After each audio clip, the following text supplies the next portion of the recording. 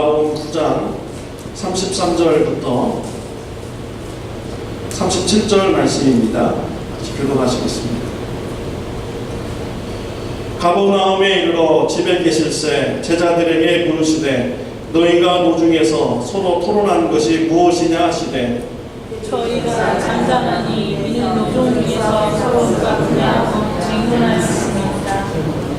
예수께서 앉으사 12제자를 불러서 이르시되 아무든지 첫째가 되고자 하면 무사람의 끝이 되며 무사람을 섬기는 자가 되어야 하리라 하시고 어린아이 하나를 데려다가 그들 가운데 세우시고 안으시며 제자들에게 이르시되 우리 다 같이 하겠습니다.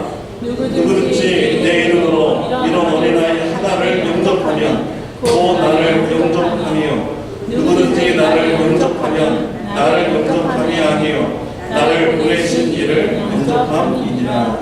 아멘. 토론을 하는 자들이 있습니다. 예수님의 제자들입니다. 예수님의 제자들은 길을 가는 중에 제자들끼리 서로 토론을 하였습니다. 토론을 하다라는 것은 곰곰이 생각하다라는 뜻을 가지고 있죠. 제자들이 길을 가다가 서로 곰곰이 생각하면서 이성적으로 그들의 대화를 나눴던 것입니다. 가버나움에 도착해서 예수님의 제자들에게 물었습니다. 노중에서 너희들을 얘기하는 것이 무슨 얘기를 했느냐라고 물었습니다. 그런데 제자들은 이런 질문의 대답을 할 수 없었습니다. 왜냐하면 부끄러웠기 때문이죠.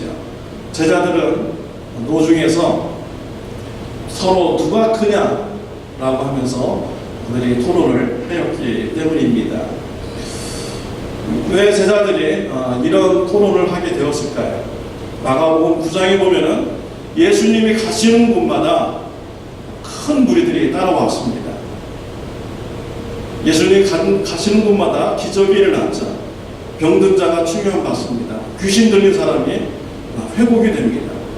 이러한 일이 일어나기에 사람들이 치유받고자 또 이러한 것을 보고자 많이 따라왔던 것이죠. 제자들의 마음속에 허영심이 들어오기 시작했습니다. 이렇게 사람들이 많이 예수님을 쫓으니 얼마 안 가서는 예수님이 유대인의 왕이 되겠구나. 그러면 그때 나도 높은 자리에 올라가겠지 라면서 허영심을 가진 가운데 서로 누가 크냐라고 그들이 토론을 하게 되었던 것입니다.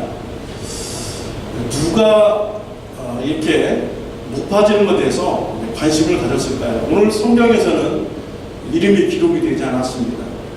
근데 우리가 추측해 볼 수가 있어요. 누군지. 이 마가복음 10장에 가보면은 요한과 야고보 그 어머니가요 예수님께 와가지고 영광의 때에 예수님 영광의 자리에 올라가시면 내 자녀들을 좌우편에 앉게 해주세요 라고 이렇게 부탁했습니다. 이것을 나중에 제자들이 듣고서 서로 싸우게 되죠. 그래서 강력한 후보가요 야고보와 요한 이 두 사람이 그때 아마 관심을 가지고 누가 크냐라고 이렇게 얘기를 했던 것 같아요. 그 야고보와 요한을 소개할 때 세베대의 아들이라고 성경에서는 자주 언급되고 있습니다. 이 세베대라는 사람이 보통 사람이 아닌 것을 우리가 알 수가 있죠. 이 야고보와 요한 가버나움에 살았습니다. 가버나움이라는 도시의 이름이 위로의 도시라는 뜻을 가지고 있습니다. 가버나움에 가면 사람들이 위로를 받는데요. 무슨 위로를 받을까요? 돈의 위로를 받습니다. 가버나움에 가면 경제적으로 이렇게 잘 돌아가는 도시라서 돈을 많이 벌죠. 그래가지고 위로의 도시입니다. 그런데 이런 위로의 도시에서 세베대라는 사람이 유명한 사람이었어요. 그러면 이 세베대라는 사람이 굉장히 부자라는 것을 우리가 알 수가 있죠. 이런 자녀들 야고보와 요한이에요. 아버지가 부자고 또 예수님을 열심히 후원하고 따르니까 자리 욕심이 나중에 생각이 났던 것입니다. 야고보와 요한의 그 강력한 라이벌이 누구겠습니까? 베드로죠. 베드로도 집이 가버나움에 성지순례로 이렇게 가보니까 베드로의 집이 있는데요. 굉장히 큽니다. 예수님께서 사역하실 때 베드로의 집에서 이렇게 주무셨어요. 예수님과 12명의 제자들이 잤죠. 집에서 12명의 제자들이 잘 정도면 집이 어느 정도겠습니까? 굉장히 큰 집이죠. 베드로의 집이 재력으로도 괜찮은 집안이고요. 또 예수님을 열심히 후원하면서 따랐던 제자입니다.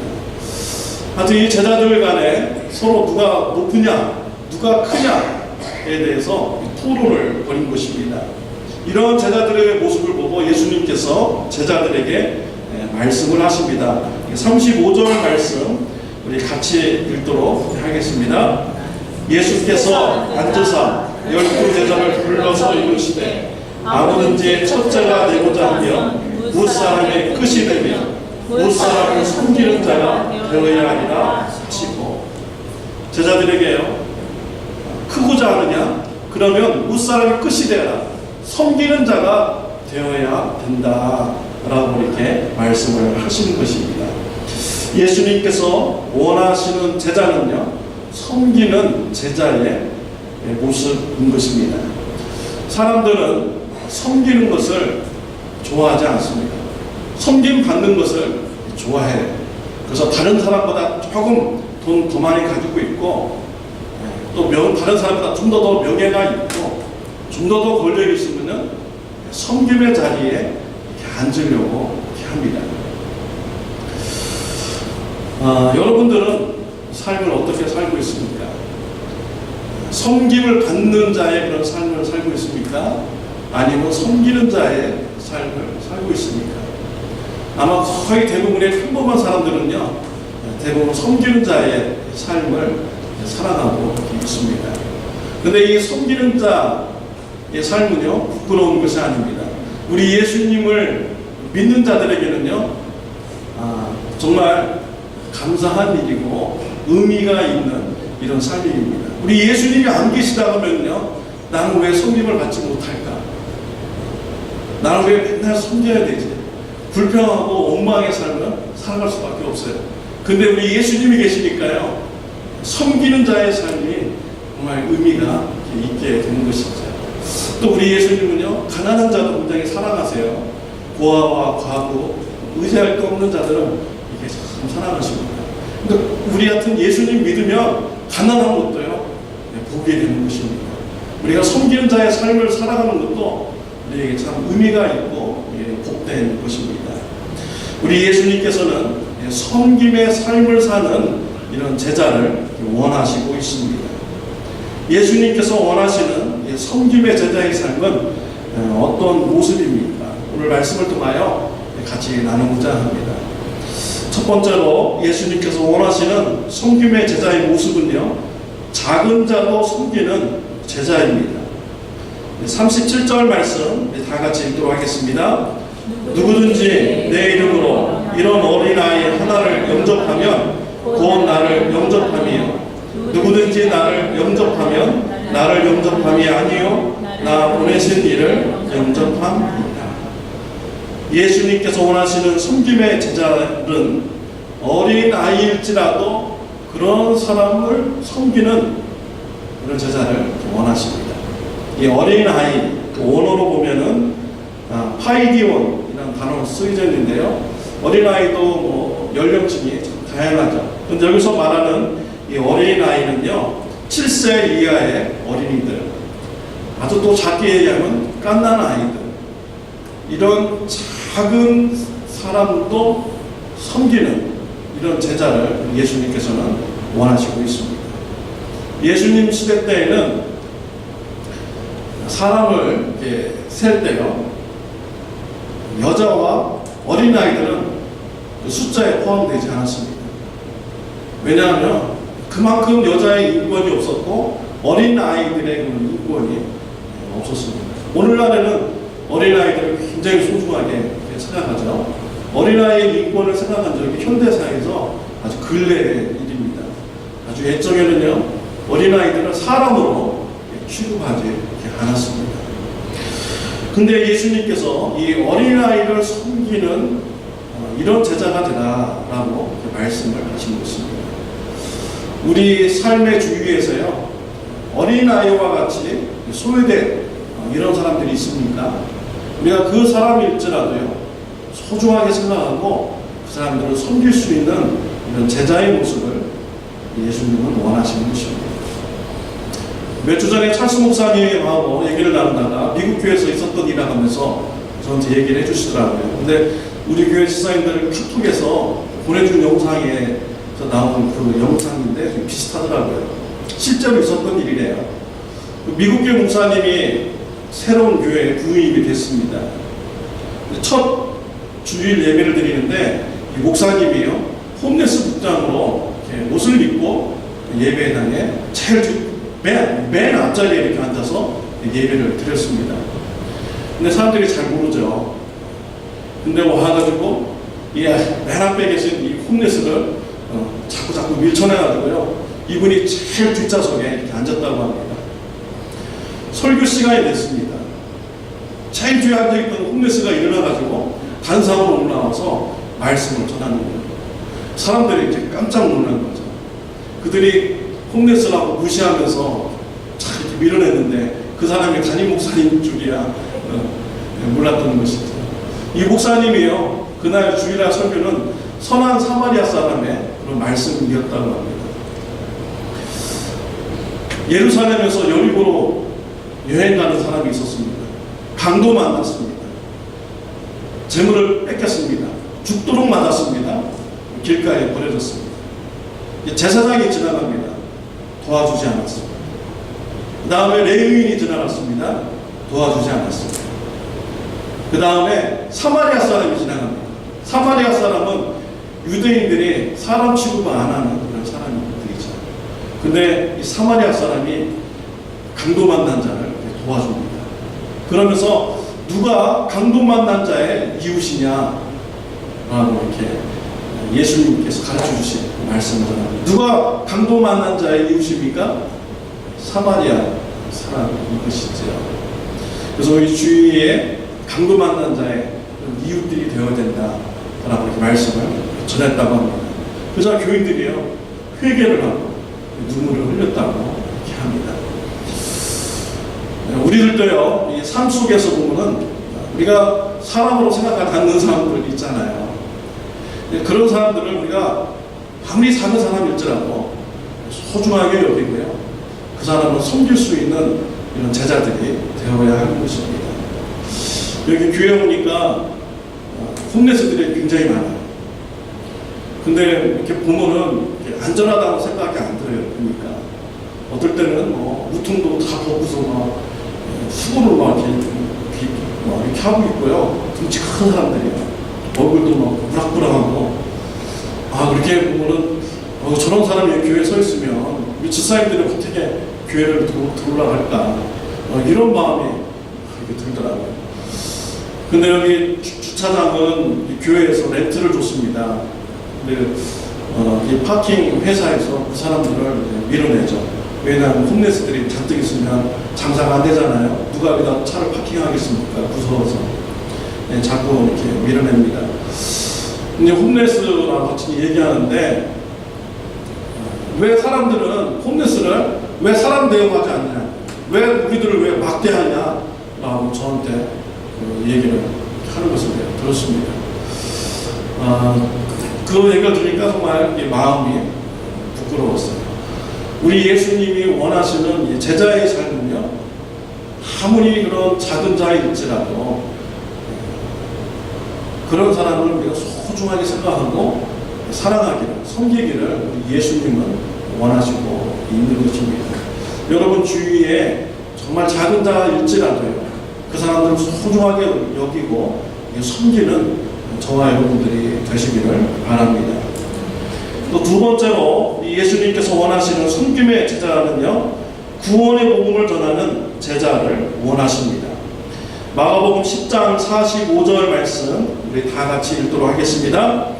인자에 오는 것은 섬김을 받으려 함이 아니라 도리어 섬기려 하고 자기 목숨을 많은 사람의 대속물로 주려 함이라. 예수님께서는 제자들에게 섬김의 제자가 되라고 말씀을 하셨습니다. 이것은 예수님께서 섬김의 제자의 삶을 살아가고 있다는 것을 말하는 거예요. 예수님은 이 땅에 오셔서 섬김의 삶을 사셨습니다. 어떤 섬김의 삶을 사셨습니까? 자기 목숨을 많은 사람들의 대성물로 주는 이런 섬김의 삶을 사셨습니다. 저와 여러분들이 죄가 있습니다. 이 죄 때문에 우리가 천국에 갈 수가 없는 것이지요. 예수님이요, 저와 여러분의 죄를 대신 지시고 십자가에 못 박혀 죽으셨습니다. 이런 일을 하나님이 예수님과 하라는 거예요. 우리 예수님은요, 하나님께서 하는 대로 정말 종 같은 마음을 가지고 그 섬김의 삶을 잘 감당합니다. 이런 예수님의 섬김의 삶 때문에 저와 여러분들이 구원을 받게 된 것입니다. 오늘 그 말씀에 보면은 섬김이라는 단어가 나오는데 원어로는 디아코노스라는 단어로 이렇게 사용되었습니다.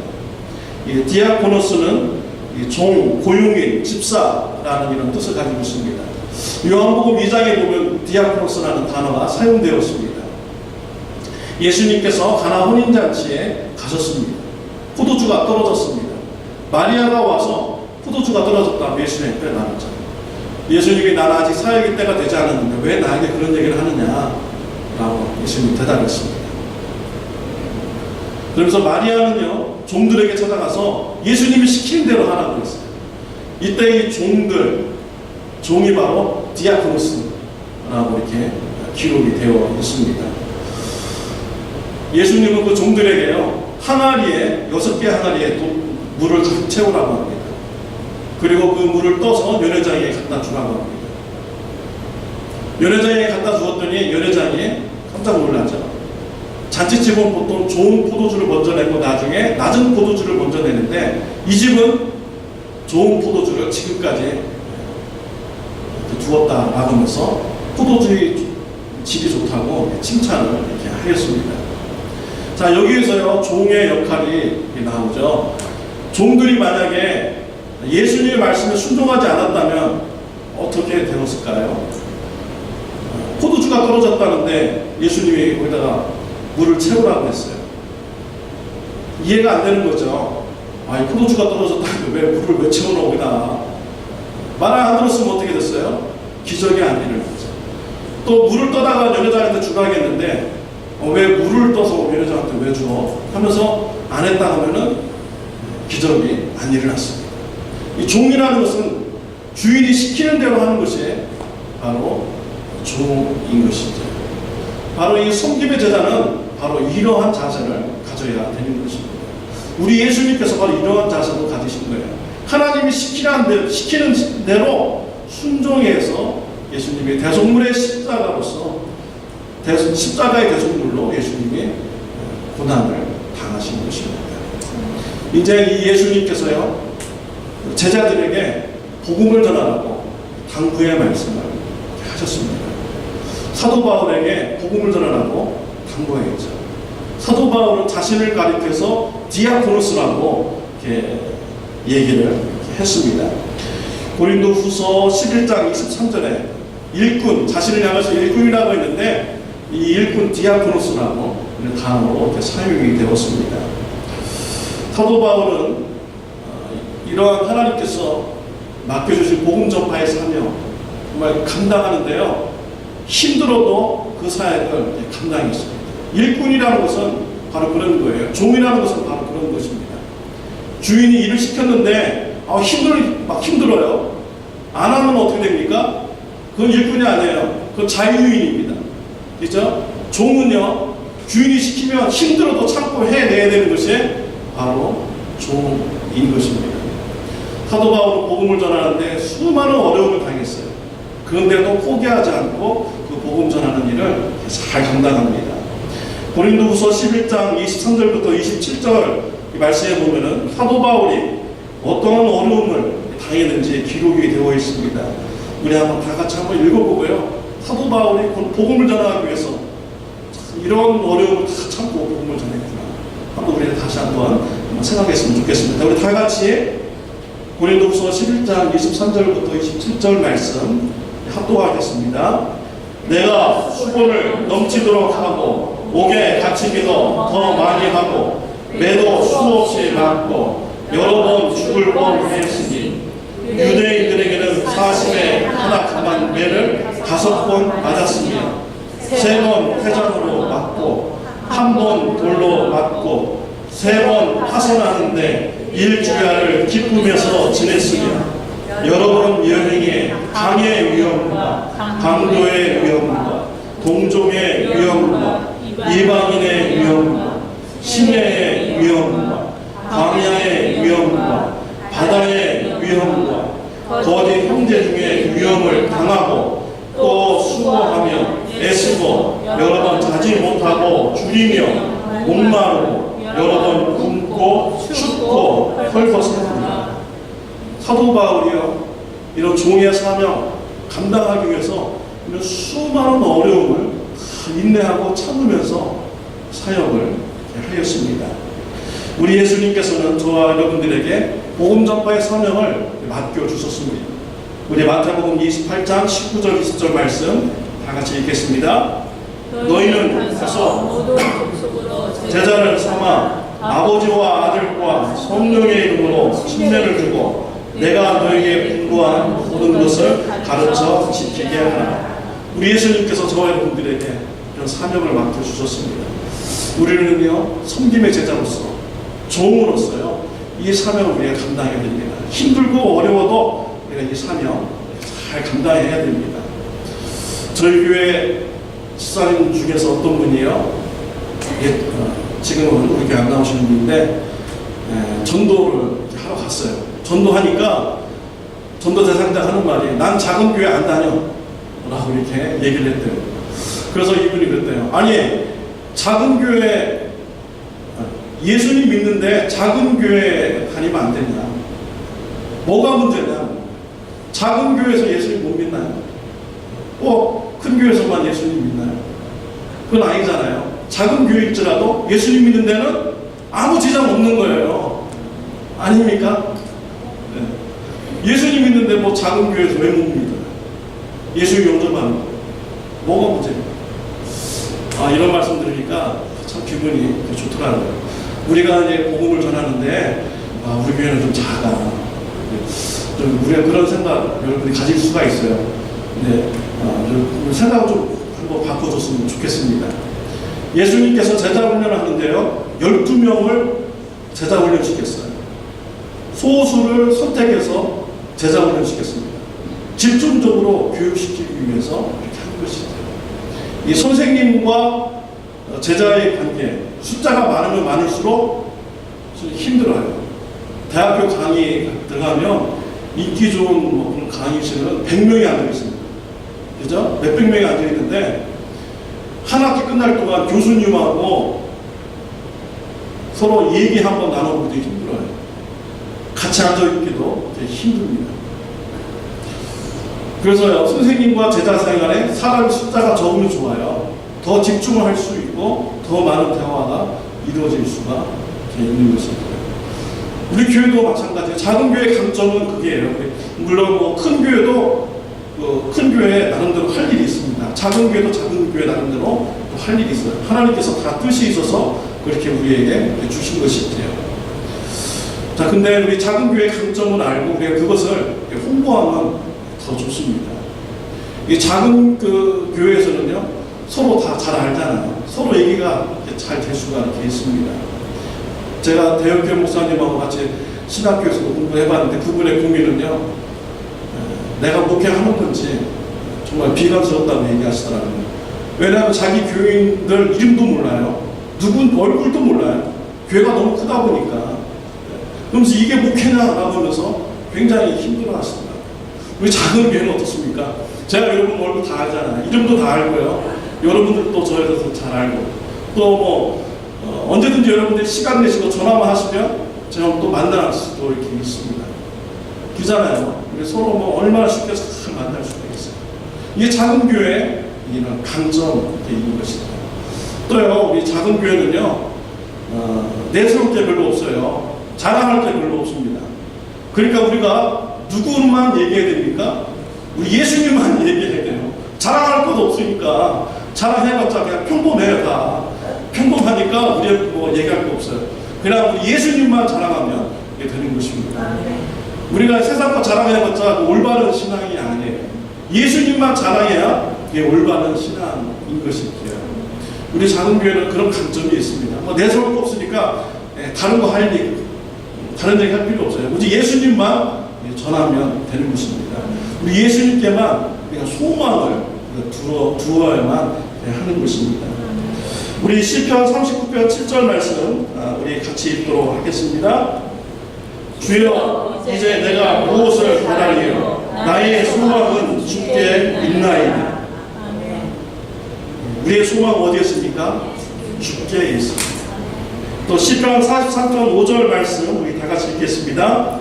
내 영혼아 네가 어찌하여 낙심하여 어찌하여 내 속에서 불안해하는가. 너는 하나님께 소망을 두라. 그가 나타나 도우심으로 말미암아 내 하나님을 여전히 찬송하리로다.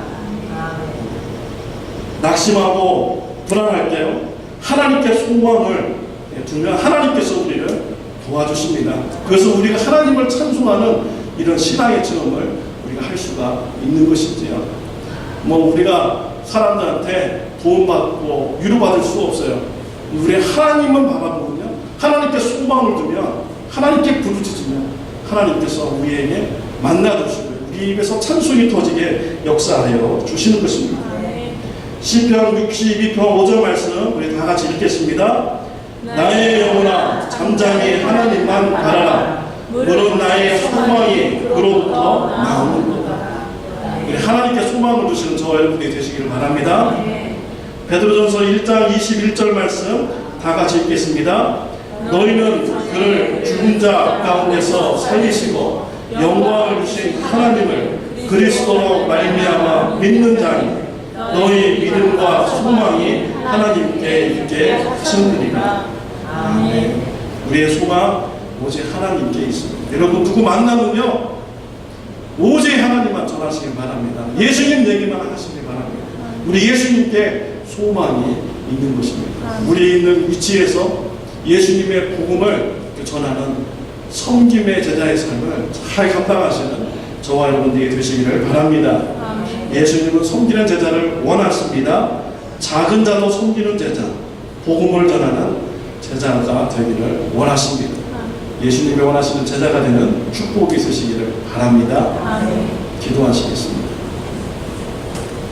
하나님 아버지 감사합니다. 오늘 말씀을 통하여 예수님께서 원하시는 제자에 대해서 같이 나누게 주시니 감사합니다. 예수님께서 원하시는 섬김의 제자가 될 수 있도록 축복하여 주옵소서. 예수님의 이름으로 기도드렸습니다. 다 같이 일어나서 찬양 드리겠습니다.